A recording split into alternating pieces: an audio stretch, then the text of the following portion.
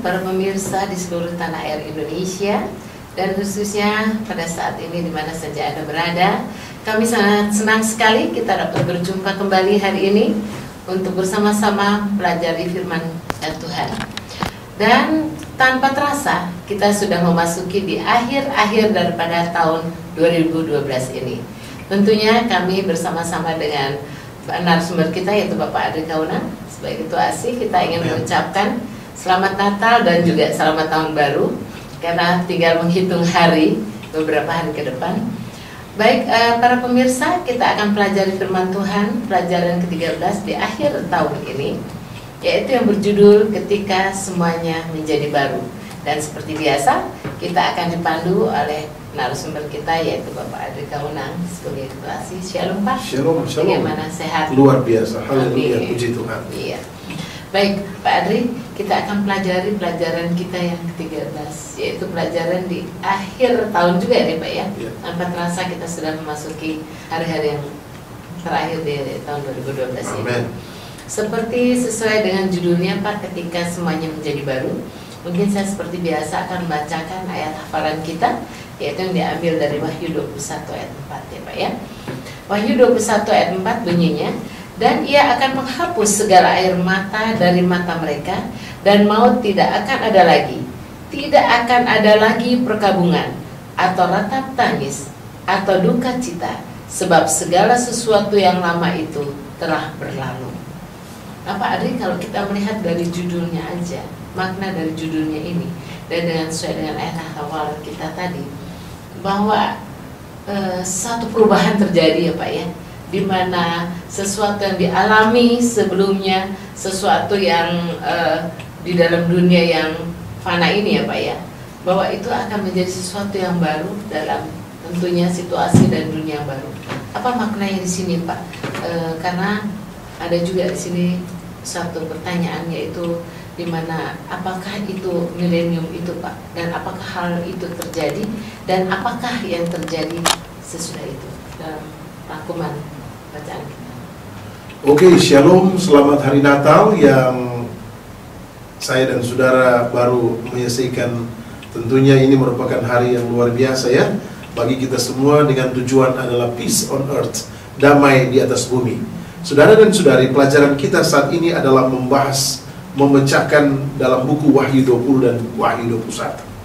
Di dalam Wahyu 21 dikatakan bahwa Rasul Yohanes di Pulau Patmos melihat di dalam karunia nubuatan yang diberikan kepadanya, mengartikan bahwa kehidupan manusia akibat dosa itu sangat parah, sehingga seluruh kehidupan manusia mengalami kehidupan yang fatal akibat dosa. Tetapi pada waktu yang indah ini ada satu pertanyaan yang luar biasa. Saya ingin membahas dulu sebelum kita masuk kepada milenium. Seorang pakar namanya Sir Thomas More, hidup pada tahun 1478 sampai tahun 1535. Dia menulis tentang kata utopia atau negeri impian. Saudara, bayangan dari manusia, bayangan dari beberapa orang bahwa ada satu tempat yang ada di mana sosial dan hukum mereka akan lebih luar biasa. Tetapi saya dan saudara, sebagai orang-orang yang percaya kepada Yesus Kristus, kita memiliki satu konsep yang ditulis di dalam buku Wahyu 20 dan Wahyu 21, bahwa secara manusia biasa kita tidak dapat memaksakan kehidupan kita untuk mengartikan akan hal ini. Tetapi janji dari kata milenium itu, bahwa kehidupan orang-orang yang berada di bawah kuasa naga atau Lucifer akan menjadi pemimpin mereka satu kali kelak, akan dimusnahkan di dalam kehidupan sebab akibat. Dan ini merupakan konsep yang muncul di dalam buku Wahyu 20, bahwa garis atau waktu kehidupan Lucifer akan ditentukan, di mana kerajaan 1000 tahun dengan Lucifer dirantai akan menjadi pembuktian bagi pilihan mereka sendiri. Baik Pak Adi, kalau dikatakan tadi manusia pun berusaha ya Pak ya dengan mencari kata utopia tadi, tetapi tidak berpikir bahwa itu akan satu kejadian yang abadi ya. Tapi Yesus sendiri sudah membuktikan ya Pak dalam kehidupannya bahwa dia menjadi utopia yang sejati. Amen. Baik Pak Adi, kita ingin beranjak kemudian sekarang ke peristiwa apa sih Pak yang menandai milenium ini? Iya. Kalau kita pelajari di dalam buku Wahyu pasal 20 dan buku Wahyu pasal 16 ayat 13, buku Wahyu 19 ayat 11 mengatakan bahwa beberapa saat sebelum kedatangan Yesus yang kedua kali, kitab Wahyu memprediksi bahwa 3 kekuasaan, naga, binatang, dan nabi palsu akan mengumpulkan bangsa-bangsa untuk menentang pekerjaan Kristus dan umatnya. Pertanyaannya, bagaimana mereka bisa menantang kemampuan secara pemikiran manusia biasa melawan kuasa kelalaan? Inilah pertanyaan yang pertama. Yang kedua, dalam buku Wahyu 16 ayat 13, Wahyu 19 ayat 11, pada saat Kristus datang, bangsa-bangsa akan berkumpul untuk mengalahkan atau melakukan peperangan melawan Kristus. Pertanyaannya, sanggupkah mereka melawan kuasa Allah yang luar biasa? Dan ditutup di dalam buku Wahyu 19 ayat 19 sampai 20 dikatakan bahwa dalam proses itu binatang dan nabi palsu akan dihancurkan. Saudara, jawabannya jelas bahwa Yesus dan kuasa kealahan akan mengalahkan kuasa-kuasa naga, binatang, dan nabi palsu melalui kuasa Kristus. Itulah sebabnya sementara yang mati dalam Kristus dibangkitkan, yang disebutkan sebagai kebangkitan pertama, naga dan setan akan ditangkap dan dilemparkan ke dalam jurang maut selama 1000 tahun. Saudara dan saudari, pertanyaan kita, mengapa tidak 2000 tahun? Mengapa tidak 4000 tahun? Saudara, inilah nubuatan. Yang perlu kita analisa saat ini adalah persiapan kita untuk menghadapi kedatangan Yesus yang kedua kali, karena milenium itu akan segera. Karena ini merupakan nubuatan yang akan terjadi sesuai rencana Allah surgawi. Saya dan saudara sebagai umat-umat Tuhan menanggapi akan milenium ini dengan satu konsep iman. Marilah semasih kita hidup, kita melayani Yesus. Kita membaktikan diri saya dan saudara untuk pelayanan sesuai dengan buku terakhir dalam buku Matius. Saudara dan saudari, kata milenium ini secara manusia kacamata kita berbalik lagi kepada Ulangan 29 ayat 9. Hal-hal ini tidak dapat dipecahkan oleh konsep manusia. Tetapi Wahyu 20 melalui Rasul Yohanes membuktikan bahwa ada sebab akibat yang akan terjadi bagi Lucifer akibat dia memberontak kepada kuasa dan pemahaman Allah itu sebagai Allah yang menjadikan manusia, menjadikan dirinya, dan ini harus terjadi. Inilah yang harus dipahami oleh masyarakat secara keseluruhan, umat-umat Tuhan, bahwa milenium itu akan terjadi bagi Lucifer dan pasukannya. Baik, Pak Adi tadi dikatakan soal milenium ini ya Pak ya, pasti ada awal, kemudian ada di pertengahan ya Pak ya. Kalau Bapak boleh ceritakan kejadian-kejadian seperti apa sih Pak yang di awal ini sampai pada pertengahan milenium ini Pak? Saya dan saudara menuju kepada buku Wahyu pasal 20 ayat 1 sampai 27. Inilah kriteria awal, kriteria akhir, pertengahan, dan akhir. Mari kita lihat. Lalu aku melihat seorang malaikat turun dari surga, memegang anak kunci jurang maut dan suatu rantai besar di tangannya. Ia menangkap naga si ular tua itu, yaitu iblis dan setan, dan ia mengikatnya 1000 tahun lamanya, lalu melemparkan ke dalam jurang maut, dan menutup jurang maut itu dan memeteraikan di atasnya, supaya ia jangan lagi menyesatkan bangsa-bangsa sebelum berakhir masa 1000 tahun itu. Kemudian daripada itu ia akan dilepaskan untuk sedikit waktu lamanya. Ayat 4. Lalu aku melihat takhta-takhta dan orang-orang yang duduk di atasnya. Kepada mereka diserahkan kuasa untuk menghakimi.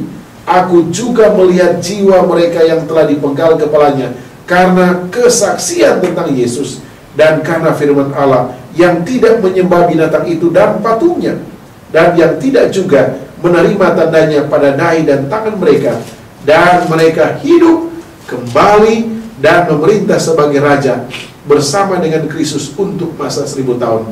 Tetapi orang-orang mati yang lain yang tidak bangkit sebelum berakhir masa 1000 tahun itu, inilah kebangkitan pertama. Berbahagialah dan kuduslah ia yang mendapatkan bagian dalam kebangkitan pertama itu. Kematian yang kedua tidak berkuasa lagi atas mereka, tetapi mereka akan menjadi imam-imam Allah dan Kristus, dan mereka akan memerintah sebagai raja bersama-sama dengan dia 1000 tahun lamanya. Mari kita lihat sesuai dengan pertanyaan dari Ibu Yuni yang baik dan positif tadi. Konsep penghakiman di dalam pertengahan milenium ada 3 hal. Pertama adalah yang berhubungan dengan pelayanan keimamatan Kristus. Ini jelas di bait apa? Di bait suci surgawi. Yang kedua, dikatakan bahwa selama atau umat-umat yang sisa yang disebut di dalam satu denominasi gereja Masehi hari ke-7 adalah fase investigasi. Dikatakan bahwa dari penghakiman terakhir dan selanjutnya ada fase peninjauan selama 1000 tahun yang disebutkan dalam bacaan tadi, Wahyu 24. Dan yang terakhir, penghakiman terakhir adalah fase eksekutif yang merupakan bagian dari peristiwa yang akan terjadi pada akhir milenium. Inilah metode-metode awal, langkah-langkah yang akan terjadi, termasuk pertanyaan dari Ibu Yuni tadi pada pertengahan milenium. Ya. Oke, Pak Adi. Dengan panjang lebar tadi sesuai dengan firman-Nya, dan kemudian Pak Adi sudah jelaskan bagaimana fase-fase dari awal dan pertengahan ini ada 3 penghakiman tadi, dan yang sekarang kita maju Pak ya, berikutnya yaitu peristiwa-peristiwa apa lagi Pak ya pada akhir milenium. Kalau tadi sudah dari awal pertengahan, sekarang kira-kira peristiwa-peristiwa apa Pak pada akhir milenium yang terjadi di sana?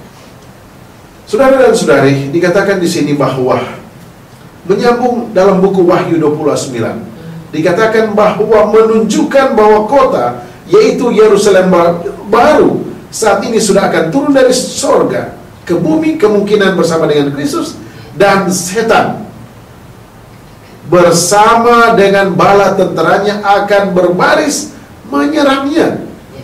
Bagaimana mungkin? Inilah yang menjadi satu pola atau pemikiran yang salah. Bagaimana mungkin setan hasil ciptaan Allah mau menyerang kota yang suci? Ini merupakan satu kebodohan bagi Lucifer. Saya dan saudara secara manusia tidak dapat memahami secara langsung konsep peperangan yang luar biasa jitunya ini. Tetapi saya dan saudara akan dituntun di dalam buku Ayub pasal 1, Efesus 3 ayat 10, menandai bahwa semua dosa harus ditangani sedemikian rupa sehingga hati dan pikiran seluruh alam semesta merasa puas dengan pengenalan dan hasil akhirnya, dengan referensi khusus untuk karakter Allah. Mereka harus sepenuhnya puas bahwa Allah adalah adil dalam keputusannya. Ini artinya bahwa pada saat setan melakukan satu penyerangan, satu desakan untuk supaya dia sanggup katanya memikirkan untuk dapat menyerang akan kota Allah ini, maka Allah dengan kuasanya yang luar biasa, power yang luar biasa, akan meruntuhkan apa yang disebut dengan ungkapan Gog dan Magog dalam buku Yeskel 38 ayat 2. Artinya bahwa setan dan pasukannya tidak dapat mengalahkan kuasa ke-Allah. Inilah yang tertera di dalam buku Wahyu 20 ayat 7-9 bagian akhir. Amin. Luar biasa. Baik Pak Adri, kita akan teruskan dengan pelajaran kita. Semakin menarik saja di sini, dan semakin banyak yang harus kita ketahui ya Pak ya. Karena sesuai dengan firman ini dalam Wahyu 20 sudah dijelaskan begitu jelas, kemudian Pak Adri sudah jelaskan kembali bagaimana usaha setan yang tidak pernah mau berhenti. Sampai kapanpun dia akan terus melakukan hal itu, tapi ada satu saat, nanti saatnya dia akan setelah dirantai dan sebagainya Pak ya. Baik Pak Adri, kita akan teruskan nanti. Para pemirsa yang kami kasihi dan kami cintai, kita akan meneruskan pelajaran kita yang lebih dalam lagi setelah yang satu ini. Amin.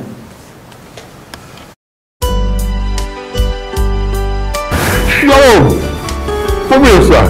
Sekali lagi kami mengingatkan, jangan lupa jikalau tema tahun ini umat Advent sedunia diharapkan mengalami kebangunan atau dibangunkan oleh firman Tuhan, revived by His Word. Baca Alkitabmu satu pasal satu hari bersama dengan keluarga. Ingat, inilah yang membedakan program bacaan Alkitab Follow the Bible dengan Revived by His Word. Kalau program Follow the Bible itu adalah bacaan Alkitab pribadi, sementara program bacaan Alkitab Revived by His Word adalah membaca Alkitab satu pasal setiap hari dan didiskusikan bersama keluarga. Pimpinan kita dari GC mengajak kita untuk membaca Alkitab bersama-sama mulai bulan April kemarin tahun ini, sehingga dalam 3 tahun, karena satu pasal satu hari, sampai tahun 2015 nanti, saudara dan saya bersama umat Advent sedunia telah menyelesaikan bacaan Alkitab bersama sepanjang 3 tahun. Mari kita baca, mari kita diskusikan, mari kita pelajari, mari kita gali bacaan Alkitab kita sesuai dengan program Revive by His Word. Tuhan memberkati. Ya, para pemirsa yang kami cintai dan kami kasihi, kita kembali ke pelajaran kita yang semakin menarik dan semakin banyak kita akan mengetahui bagaimana usaha-usaha daripada setan ini dan bagaimana orang-orang yang benar dan yang kudus akan diselamatkan. Ya Pak Adri, kalau kita tadi lihat bagaimana usaha setan yang sudah luar biasa dan tidak pernah berhenti. Kalau kita lihat secara logika luar biasa ya Pak ya, never give up ya. Iya, never give up. Always and forever. Fight terus dia ya. Fight terus. Padahal sebetulnya dia tahu persis keadaan itu ya Pak ya. Baik Pak Adri, kalau kita sudah membicarakan tadi soal milenium sebelum, sesudah, dan akhir daripada milenium itu, kita akan masuk tentunya kepada dunia yang baru Pak ya. Nah, dalam dunia yang baru ini, bagaimana Pak situasinya, kemudian kualitas dari orang-orang yang dalam dunia baru ini Pak? Apakah dunia baru ini dunia yang baru diciptakan lagi, atau dunia yang sudah ada, tetapi diperbaharui, atau gimana Pak konsepnya di sini? Oke, saya tertarik untuk membuat satu referensi ya. Tetapi sebelum saya membacakan ini, mari kita lihat, membedakan dua hal. Dunia yang baru dan kota yang baru. Saudara dan saudari, kalau kita lihat banyak pelancong dari negara-negara tetangga, ASEAN atau negara-negara khususnya NATO dan sebagainya, banyak yang mereka inginkan untuk ke Disneyland atau ke tempat-tempat yang lain, Afrika Selatan atau di Amerika Utara, Eropa. Tujuan mereka adalah melihat sesuatu kondisi, environment, lingkungan yang tidak ada di negara mereka tersebut. Inilah yang menjadi opini-opini dari para orang yang diberkati, banyak duit dan sebagainya untuk melihat sesuatu. Tetapi ingat, saya dan saudara diberkati dari satu hal, bahwa bila mana kita mengikuti Yesus by faith, iman kita percaya kepada Yesus dan mau melakukan tugas yang Yesus perintahkan, maka kita akan berhubungan dengan apa yang disebut dalam 2 Petrus pasal 3 ayat yang ke-10. Mungkin Ibu Yuni bisa membacakan atau saya membacakan. Dikatakan 2 Petrus pasal 3 ayat 10 sampai 13. Dikatakan sebagai berikut: tetapi hari Tuhan akan tiba seperti pencuri. Pada hari itu langit akan lenyap dengan gemuruh yang dahsyat, dan unsur-unsur dunia akan hangus dan nyala api, dan bumi dan segala yang ada di atasnya akan hilang lenyap. Jadi jika segala sesuatu ini akan hancur secara demikian, betapa suci dan salehnya kamu harus hidup. Saudara dan saudara, inilah pemahaman surga. Allah memiliki rancangan dan rencana yang tidak dapat dimengerti oleh manusia. Tetapi janji Allah bagi saya dan saudara di dalam pelajaran kita saat ini adalah kata baru. Dalam buku Wahyu 21 dikatakan apa yang tidak pernah kita lihat, apa yang tidak pernah kita dengar, apa yang tidak pernah kita jamah, apa yang tidak pernah dikatakan orang, akan menjadi milik saya dan saudara. Dikatakan bahwa Roma 8 ayat 20 dan 22 mengatakan, saya dan saudara sebagai umat-umat yang merindukan pembebasan.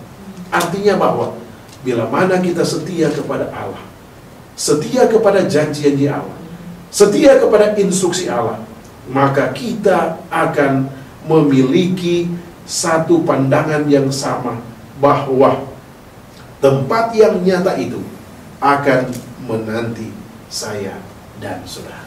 Luar biasa. Haleluya. Haleluya. Pak, kalau kita lihat di sini kualitasnya juga berubah sama total karena akan menjadi suci ya Pak ya.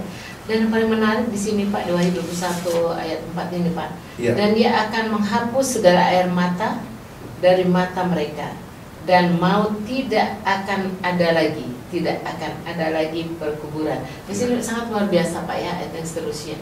Berarti dalam situasi di mana kita tidak pernah mengenal lagi sesuatu yang pernah dilihat di dalam dunia yang fana ini ya Pak ya. Jadi saya bisa membayangkan Pak, betapa semua orang itu menginginkan mendapatkan tempat yang baru seperti ini. Amen. Nah, menurut Pak Adi, dengan situasi dunia yang kita baru, langit yang baru, bumi yang baru ini Pak, kira-kira Pak, siapa saja yang boleh masuk ke sana? Oke, di dalam buku Wahyu 14 ayat 12, yang penting di sini adalah ketekunan orang-orang kudus yang menurut apa? Hukum Allah dan iman kepada Yesus. Pertanyaannya bagi saya dan saudara sebagai pemirsa yang ada saat ini, sanggupkah saya untuk mengeluarkan, mengosongkan ego gelas kita, mengosongkan dan mengisi dengan power surga, mengisi kehidupan kita dengan kuasa Roh Kudus, sehingga kita dapat didamaikan dengan kuasa Allah melalui kematian Yesus Kristus. Kita tidak sanggup untuk masuk ke dalam kerajaan surga kecuali kita bersandar kepada kuasa Allah melalui kematian Yesus Kristus. Inilah yang disebut di dalam buku Wahyu 22 ayat 3, tidak ada lagi kutuk dosa. Artinya bahwa kita hidup di dunia yang penuh dengan dosa ini. Tetapi ingat, Allah membuat beberapa statement janji. Diberkatilah orang yang mengandalkan Tuhan. Allah tidak pernah memberikan pencobaan melebihi kemampuan saya dan saudara. Tetapi bila mana kita meminta, menyerahkan segala kekhawatiran kita, ketidakmampuan kita, maka kebusukan dosa, penyakit, kematian, penderitaan itu akan berlalu dari saya.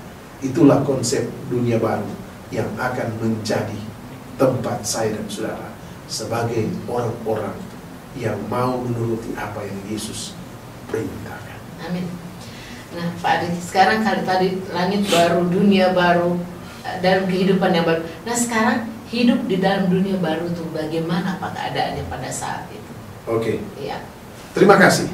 Saya belum menjawab itu, tetapi mari kita lihat dalam buku Peristiwa-Peristiwa Akhir Zaman halaman 220. Dikatakan bahwa segala yang telah membingungkan kita, itu saya katakan tadi dari awal, pertengahan, dan akhir milenium, secara kacamata kita tidak dapat kita pahami secara manusia.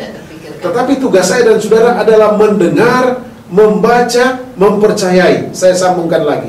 Segala yang telah membingungkan kita di dalam pemeliharaan Allah akan dibuat jelas di dunia baru nanti. Terjawab pertanyaan dari Bu Yuni. Hal-hal yang sukar dimengerti kelak akan mendapat penjelasan. Jadi kadang-kadang ABCD question pertanyaan dari saya dan saudara kita terima dengan iman. Rahasia-rahasia anugerah akan disingkapkan di hadapan kita. Apa yang oleh pikiran kita yang fana hanya menemukan kebingungan dan janji-janji yang tak terpenuhi, kita akan melihat keharmonisan yang paling sempurna dan indah. Kita akan mengetahui bahwa kasih yang tak terhingga itu mengatur pengalaman-pengalaman yang tampaknya sangat menyusahkan. Poin yang terakhir, pada waktu kita menyadari pemeliharaannya yang lembut, dari Dia yang membuat segala sesuatu bekerja bersama-sama demi kebaikan kita, maka kita akan bersuka dengan kegembiraan yang tak terlukiskan dengan kata-kata dan penuh dengan kemuliaan. Inilah pemahaman-pemahaman yang sederhana yang membuat saya dan saudara akan memperoleh satu hal, bahwa inilah Allah yang luar biasa, yang hanya memberikan beberapa syarat yang sederhana. Mari, ikutlah aku. Akulah jalan, kebenaran, dan hidup. Syaratnya tidak susah, Ibu. Inilah pemahaman-pemahaman yang sederhana. Jangan pikir yang susah-susah. Banyak yang kita tidak mengerti. Tetapi apa kata Yesus? Akulah jalan, kebenaran, dan hidup. Amin. Baik Pak Adri, tanpa terasa waktu Amin. juga yang harus kita selesaikan. Ya. Saat-saat ini boleh Pak Adri konklusikan pelajaran kita ini yang begitu indah itu ketika semuanya menjadi baru. Semua menjadi pengharapan setiap orang untuk menuju kepada dunia baru, bumi yang baru itu. Oke. Kata-kata penutup di dalam buku Alfa Omega jilid 8 halaman 712. Kata Kristus. Kristus meyakinkan murid-muridnya bahwa ia pergi untuk menyediakan tempat bagi mereka di rumah Bapa. Pertanyaan bagi saudara, sudah siapkah saudara untuk menyongsong kedatangan Yesus yang kedua kali? Karena Yesus saat ini berada di sorga dan sementara menyediakan tempat bagi saya dan saudara, termasuk pemirsa. Satu tempat yang tidak dapat dipikirkan secara manusia berdosa. Akhir kata,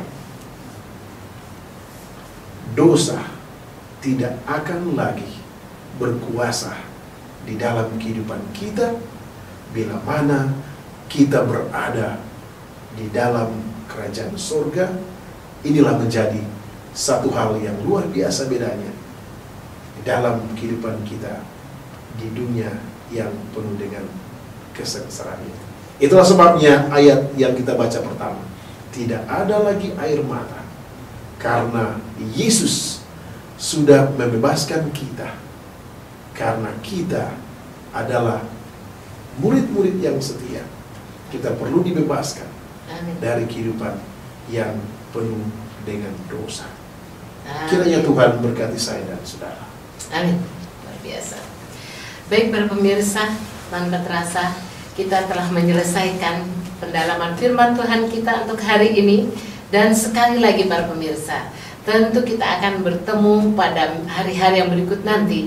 Tanpa terasa juga kita akan menutup tahun 2012 ini dengan tinggal menghitung beberapa hari ini. Tentunya kami dengan Pak Adri di sini, tentunya sebagai ketua ASIS ini ingin mengucapkan sekali lagi selamat tahun baru, dan biarlah di tahun yang baru sebagaimana Tuhan sudah memeliharakan kita pada tahun yang sedang berjalan ini, tentu Tuhan akan menyertai kita pada tahun yang berikut ini dengan hari-hari yang berikut nanti. Sekali lagi kami mengucapkan selamat tahun baru, dan kita akan berjumpa di hari-hari yang berikut dengan tentunya topik yang berbeda. Baik Pak Adri, sebelumnya kita akan mendoakan untuk para pemirsa, dan kita mendoakan juga untuk kita semua supaya kita diberikan berkat oleh Tuhan pada tahun-tahun yang akan kita sambut yang akan datang. Oke, mari kita satu dalam doa. Ya Allah Bapa kami yang ada di dalam kerajaan surga, janji Yesus, mulut Yesus mengatakan kepada murid-muridnya, termasuk kami semua dan juga para pemirsa, Yesus sudah ke surga, sementara menyiapkan satu tempat yang tidak dapat dipikirkan secara manusia berdosa. Ya Bapa, ampuni dosa-dosa kami, sehingga layak kami menikmati Yerusalem baru. Berkati pemerintahan kami Tuhan, dalam nama Yesus, Tuhan dan Juru Selamat kami sudah berdoa. Haleluya Tuhan. Amin.